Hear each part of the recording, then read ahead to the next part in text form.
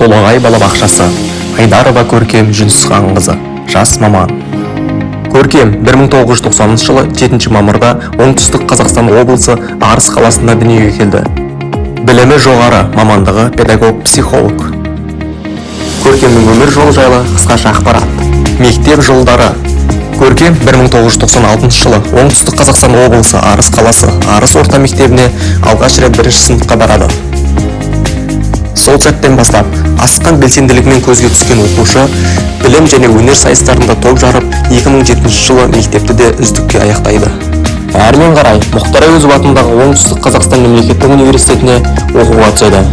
Аталған оқу орнын 2011 жылы аяқтап, 2013 және де 2015 жылдар аралығында Шымкент университетінде білімін шыңдайды. Қазіргі таңда балабақша жұмысынан бөлек 3 бірдей қыз тәрбиелеп отырған асыл жар, аяулы ана.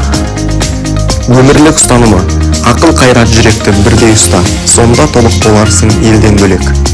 Мамандығым мақтанышым. Қазір мен сіздерге өз мамандығым жайлы айтып беремін. Мамандық таңдау маңызды қадам. Әр адамның алға қойған мақсаттарының ең маңыздысы оның мамандығы деп ойлаймын. Адам түрлі мамандыққа қызығып арманның алғашқы қаңқасын құрайды. Мен де түрлі арманымның ішінен педагог болуды таңдадым, соның ішінде педагог-психолог. Қазіргі таңда номері 66-шы Толағай балабақшасында педагог-тьютор болып жұмыс жасаймын. Мен өз мамандығыммен мақтанамын. Себебі елордалық ерекше балалардың жалпыға бірдей білім алуларына жол ашылды. Сол балалардың бейімделуіне атсалысатын мамандардың қатарында мен де бармын.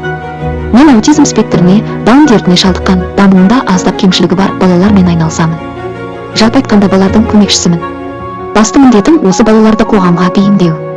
Олармен жұмыс істеу үшін асқан жауапкершілік, төзімділік және сабырлылық қажет. Ең басты ереже ол баланы барынша қауіпсіздікте ұстау.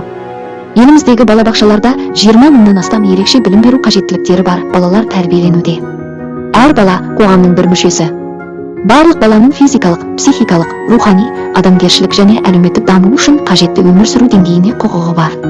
Дәл осы ерекше білім беруге мұқтаж балаларға көмектесе алғаным үшін мен өз мамандығымды мақтан тұтамын. Назарларыңызға рахмет.